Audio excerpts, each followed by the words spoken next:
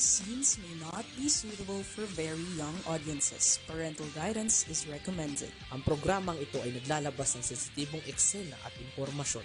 Striktong patnubay at gabay ng magulang ang kailangan.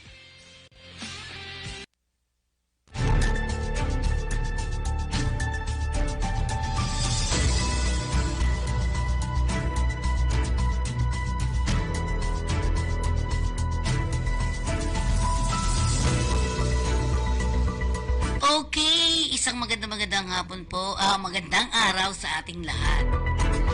Ang ating ngayon ay nandito tayo sa ating balitang halian. Sa ulo ng ating mga balita, retired AFP generals nakipagpulong kay Romualdez. May hirap na seniors, 1K na social pension sa DSWD simula Pebrero. China hinamong tuparin ang ipinangako sa West Philippine Sea. Pangulong Marcos, magtipid kayo sa kuryente. Police Major sa missing beauty queen, laya na sa PNP. Ay, ano ba yan? Pagkidnap sa Chinese traders, napigilan. Lalaki timbog sa sextortion. Taas presyo ng gasolina diesel simula ngayong Martes. Kanina po yan.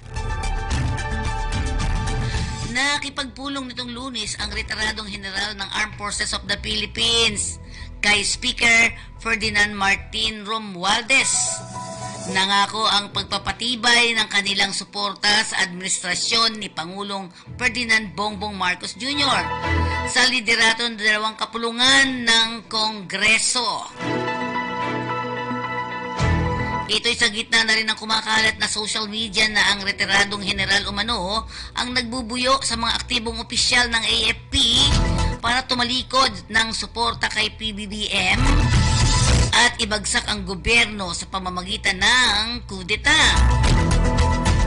Nasa 22 retiradong AFP generals ang dumalo sa pulong na isinaayos ng Philippine Military Academy Alumni Association, Association of General Flags Officers, Philippine Military Academy Retired Alumni Association, at National ROTC Alumni Association. Ipinapaabot ng mga general o retiradong general kay Romualdez na wala umanong katotohanan ang kumakalat sa social media na ang PMA alumni at iba pang grupo ng AFP retirees ang sumusuporta sa destabilization laban sa administrasyong Marcos.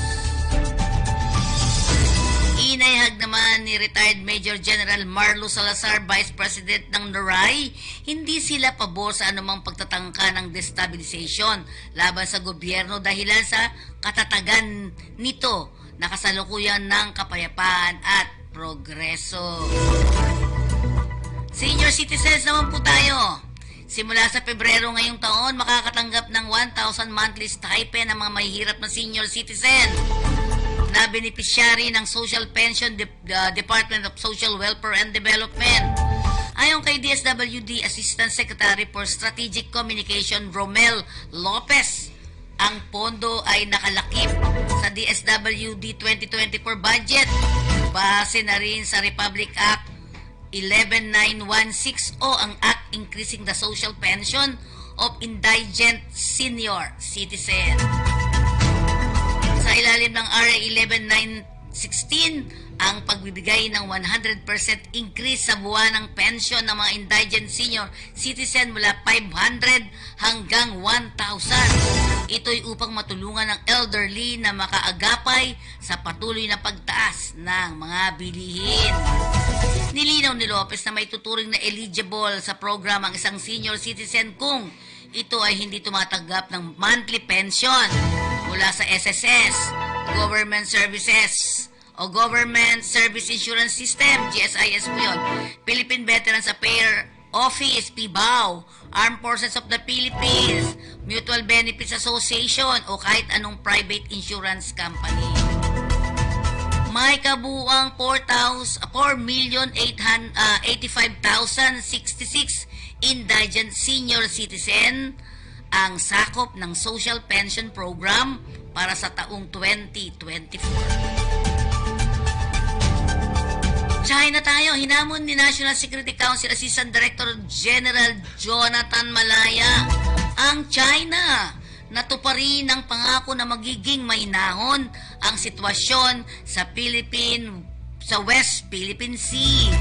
Ang pahayag ay ginawa ni Malaya matapos ang panibagong insidente ng harassment ng Chinese Coast Guard sa mga Pilipinong mangingisda sa Baho de Masinloc. Sa Bagong Pilipinas ngayong public briefing, sinabi ni Malaya na sana naman ay tapatan ng China ang aksyon sa ground ang napag-usapang pagpapaigting ng maritime communication mechanism sa pinag-aagawang teritoryo. Giit pa ni Malaya, kapwa hindi naman interest ng dalawang bansa na tumaas ang tensyon ngayong 2024. Kaya't ang pakiusap nito sa China na siya rin magdiriwang ng Chinese New Year ay tapatan nila ang aksyon sa ground ang napag-usapan ng gobyerno ng Pilipinas sa China. Kamakailan ay nagpulong ang Pilipinas at China sa 8th Bilateral Consultation Mechanism on the South China Sea na ginanap sa Shanghai. At nagkasundo na paigtingin pa ang communication at palakasin ang koordinasyon sa pamamagitan ng dalawang foreign ministries at ang kanya-kanyang Coast Guard para maiwasan ang tensyon. Kaya naman umaasa ang opisyal na magiging tahimik ang WPS o ang West Philippine Sea ngayong 2024. Subalit sa pinakahuling kaganapan ay magkakaroon naman ng pagtataboy sa mga mangingisda sa kamay ng Chinese Coast Guard. Habang nakipag-ayos, biglang nagkaroon na naman ng send-off. Ito ang sinabi ng ating Pangulo. Ipinag-uutos ni Pangulong Ferdinand Bongbong Marcos Jr. sa lahat ng ahensya ng gobyerno na magtipid. Kayo pala. Magtipid sa kuryente. Sa Administrative Order No. 15 na nilagdaan ni Executive Secretary Lucas Bersamin. Inaatasan nito ang lahat ng government agency, kabilang na ang Government-Owned Control Corporation o GOCC, na magdoble kayod sa pagpapatupad ng Government Energy Management Program na nagsusulong ng praktikal na pagkonsumo ng enerhiya.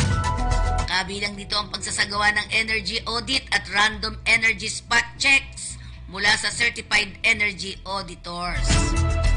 Pinagsusumiti rin ang mga ahensya ng pamahalaan ng inventaryo ng mga kagamitang kumukonsumo ng enerhiya tulad ng ilaw sa mga gusali at kalsada, heating, ventilation at air conditioning installation at mga sasakyan.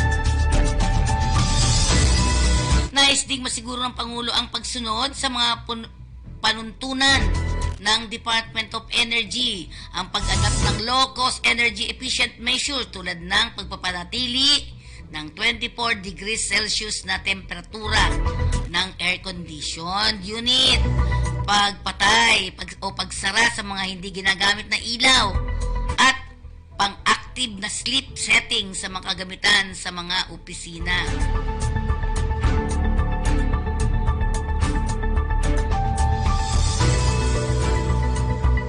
Wala sa kustodya ng Philippine National Police si Police Major Alan De Castro, ang pulis na sinasabing utak sa pagkawala ng beauty queen na si Catherine Camelon. Ito ay kinumpirma ni PNP Chief Police General Bersamin Acorda Jr. matapos na masibak sa serbisyo si De Castro. Enero ika-16 ng sibakin ng PNP si De Castro, serbisyo dahil sa kasong conduct and becoming of a police officer, usod ng pagkakaroon nito ng illicit at extramarital affair kay Camilon. Gayon ba man, sinabi ni Acorda na patuloy nilang imomonitor ang kilos ni De Castro upang agad itong madakip sakaling maglabas ng warrant of arrest ang korte laban dito. Naharap sa kasong kriminal criminal na kidnapping at serious illegal detention si De Castro. Driver bodyguard na Jeffrey Magpantay at 2 John Does dahil sa pagkakawala ni Camilon. Matatandang October 26, 2023 nang ikustodya ni Police Regional Police Office 4A Police Brigadier General Paul Kenneth Lucas si De Castro matapos itong masangkot at maging pension of interest sa kaso ni Camilon. Batay sa record, si De Castro ay kikitain ni Camilon bago ito maiulat na nawawala. Si De Castro rin na nagbigay ng sasakyan kay Camilon. Ilan din sa mga saksi ang nagbigay ng testimonya na nakita nila ang paglipat kay Camilon sa isang sasakyan na kung saan naroon si Magpantay. Positibo rin ang resulta ng DNA test sa dugo at hibla ng buhok na nakita sa sasakyan. 4 naman na katao, kabilang isang dating pulis ang naaresto ng mga tauhan ng Pasay City Police Station 1. Makaraang maaktuhan sa tangkang pagdukot sa negosyanteng Chinese. Kahapon ng umaga na sa nabanggit na lungsod. Ang pagkadakip ay makaraang mabilis na marespondehan naman ng mga nagaganap na komosyon sa lugar na kung saan isinasagawang tangkang pagkidnap sa biktima. Hindi naman ibinigay ng pulis ang mga pangalan ng nadakip sa kanila na lamang itatago ito sa mga alias habang sinasagawa ang investigasyon. Sa ulat, dakong alas 7:30 ng umaga kahapon nang maganap ang insidente ng tangkang kidnapping sa Rojas Boulevard, sakop ng Barangay 6, Pasay City. Napatid na nagkaroon ng nagpapatrolya ang mga pulis sa kahabaan ng Rojas Boulevard nang maagaw ang kanilang atensyon sa komosyon kung saan agad nilang inalam at dito nga naaktuhan ang ginagawang pagbitbit ng 4 na suspect sa isang babaeng biktima. 35 years old, buhat sa sasakyan nito na isang kulay puting BMW sedan. Gamit naman ng mga suspect ang isang itim na Toyota Land Cruiser Prado. Kasamsam sa mga suspect ang isang paltik na baril, mga bala ng kalibre 38, 3 empty sachet na may mga bakas ng crystalline substance na pinapaniwalaan nilang itong shabu. Isang foil strip, 2 kutsilyo, duct tape at 3 handheld radio at martilyo na nababalutan ng medyas. Ang mga suspect ay naharap ngayon sa reklamong attempted kidnapping, paglabag sa Republic Act 10591 o ang tinatawag nilang illegal possession of firearms. RA 9165, yung Comprehensive Dangerous Drug Act, at Batas Pambansa ika-6, illegal possession of bladed pointed or blunt weapon. Sextortion po tayo, arestado ang sa entrapment operation. Ang isang lalaki matapos ireklamo ng pangingikil sa isang 33 years old na babae. Tinakot na ipakakalat ang hubot-hubad na larawan ng sa social media kahapon ng tanghali sa Quezon City. Agad na dinakma ng mga tauhan ng Quezon City Police District Anti-Cybercrime Group ang suspect na si Vicente Nunez, 32 years old ng Barangay Caringas, Hilongos, Leyte, sa harap ng isang fast food. Batay sa investigasyon ni na Patrolman Christine Hadormeo at Patrolman Eleanor Bulalayaw ng QCPD ACG, isinagawa ang entrapment operation dakong ika-12 ng tanghali. Kahapon sa harap ng isang fast food chain sa Aurora Boulevard na nabanggit na lungsod. Sa pahayag ng biktima, nagpanggap ang suspect na gumagawa ito ng Facebook account na may pangalang Jemar Nunez. Gamit ang naturang pangalan, sinabi ng suspect Ang biktima ay nakipagkita sa isang motel sa Cubao at magbibigay ng pera kung ayaw niyang ilabas ang kanyang mga malalaswang larawan at video. Nakipagkasundo naman ang biktima sa suspect hanggang sa kalawitin ng mga otoridad sa harap ng fast food chain. Naharap ang biktima sa kasong grave coercion at paglabag sa Republic Act 9995 o Anti-Photo and Video Voyeurism.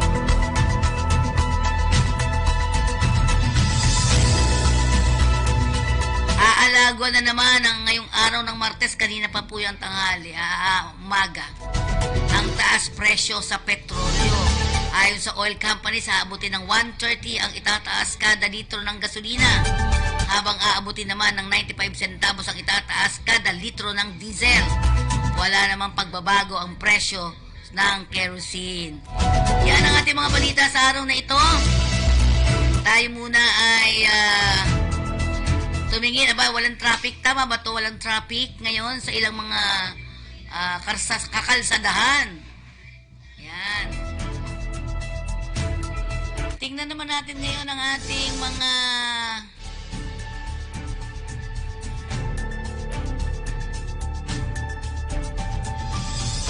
trabaho patrol.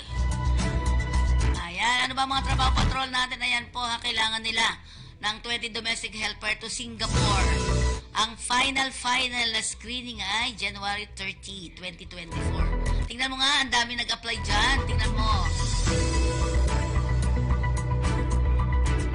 Updated, kailangan nila. Yan, meron silang mga requirements: updated resume, valid passport, NBI, ID or certification, DOH vaccination certificate 2, those with booster, e-registration, PEOS, PSA, birth certificate, pag-ibig number, info sheet for ex abroad. Sila po ay may mga opisina sa Cebu, Ilagan, Dumaguete, Pangasinan. Paano mag-a-apply? Ayan. Apply now with EQ. Scan QR code.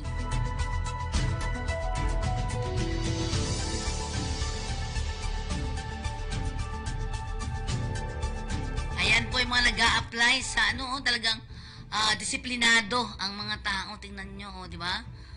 They need, ilan? 20 lang naman. Di ba? Ito ba'y para sa Singapore? Hindi. Factory worker to, no? Yan, di ba? Saan mag-ano yung mga yan? Talaga namang tinitrain talaga sila. Papuntang? Yan ang mga aplikante. Pero hindi, may yan talaga. Okay. Next natin. Yan ang mga aplikante. Pero hindi, may yan talaga. Sige. Perido. Nakalimutan kasi ni Perido yan. Operators. International Resources Incorporated, job vacancy for Hungary. Sa Hungary po ito. They need operators. 50 operators. Male only, not older than 35 years old. Vocational or college graduate. Height, minimum 170 cm. With experience in manufacturing, industries, electronics, good communication skills. No walk-in applicants accepted. No, wala no. We will only call the qualified applicants for interview. You can email your detailed resume and passport copy to perido4hungary@gmail.com with email subject operator. Wala po mga placement pito, ha? Sige. Okay, next natin. Red Sea Gateway Terminal sa Jeddah, Saudi Arabia. Yan. Preferably with port terminal experience. Okay, Red Sea Gateway Terminal, Jeddah, Saudi Arabia. Kailangan nila ng mga quality control coordinators and reaper supervisor. Pandaanan nyo lang po nito, daanan yung ganin mo mamaya pag hindi nyo naabutan. Okay, saan mag-a-apply? Apply online, arms.lbsrecruitment.com.ph. Okay, you can send your updated CV to apply msd@e/recruitment.com.ph. LBS Solution ay matatagpuan sa number 610 Conchangco Building, TM Calao Street, corner MY Orosa Street, Ermita, Manila. Rensol, they need 20 ground support equipment operator. Almawarid Manpower in Saudi Arabia Private Aviation. Yan, Rensol. At least, qualification, at least 3 years working experience, can drive all types of equipment, including heavy trucks. Prepared holding GSE operating license, include lower deck loader, passenger step, baggage, and conveyor belt, and technical ACU, AZU, and APU, pushback, and headset license. With communication skills in English, Arabic is an advantage. And must have graduated in high school. Absolutely zero fees, ha? Tingnan nyo mabuti. You can email your resume o kung kailangan nyo mag-apply at ani@rensol.com, trina@rensol.com, almera.rensol.com. And gusto ko rin yun, isilipin nyo rin yan sa DMW. At ang binabanggit namin dito, silipin pa rin po ninyo sa DMW. Duct installer for Canada. Residential air condition and heating service in Canada. Duct installer. Male, young, energetic, high school graduate, AL certified, 5 years of current experience, latest experience in some job up to February 2023. Up to present. Ayan, mga mag-install ng mga ventilation, duct, grills, or exchangers and exterior air outlet in homes. Ang liit, di makita nila daw. Okay, next natin. Yan po ay sa Awi Pumps, ha? Hanapin po yung iPumps. Next. For manpower pooling po, an office, any form and or purpose will be collected from the applicants. Next natin. Naku, dami nito, bebe. Okay, Australia. Sa Australia, kailangan nila ng, ito'y galing sa DMW. Oh, ang principal nito ay Lanka Nominees Limited. Regular accreditation. Baker, ang kailangan nila. They need also cook, pastry, detailer sa car. Sa Australia po yan, ha? Tsaka hairdresser. Yan. Puntahan nyo, pasukan nyo po ang DMW. Sa Saudi Arabia naman, they need regular accreditation. Ay, hindi pala. Hairdresser, kitchen worker pa rin sa Saudi Arabia. Yung Royal Factory for Food Production.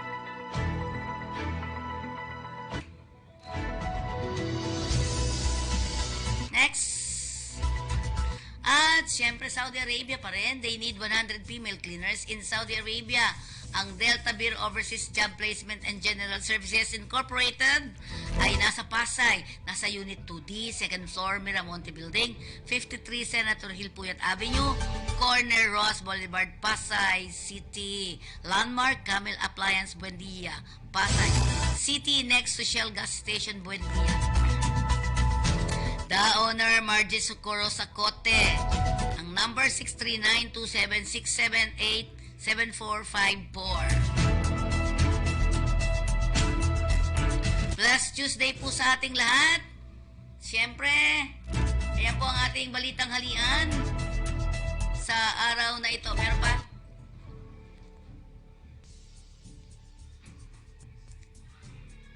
Lalagyan.